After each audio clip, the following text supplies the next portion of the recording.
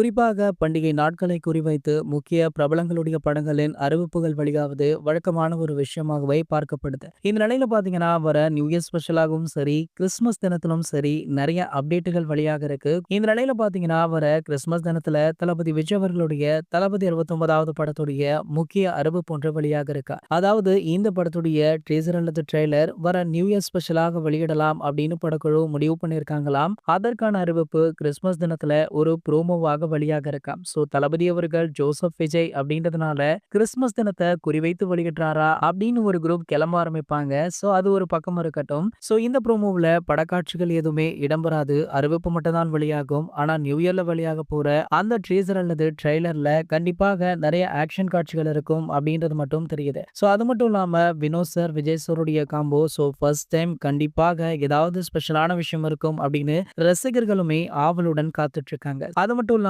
இது தளபதி விஜய் அவர்களுடைய கடைசி திரைப்படம் அப்படின்றதுனால வெளியாகிற சின்ன சின்ன அப்டேட்ட கூட வேற லெவல்ல செலிப்ரேட் பண்ண தற்போதுல இருந்தே தளபதி ரசிகர்களுமே பிளான் போட்டுட்டும் இருக்காங்க. இது போன்ற தளபதியை பற்றி வெளியாகிற அனைத்து செய்திகளுமே நீங்கள் உடனே தெரிஞ்சுக்க நம்மளுடைய தளபதி 360 அப்படின்ற நம்ம சேனலை சப்ஸ்கிரைப் பண்ணிக்கோங்க.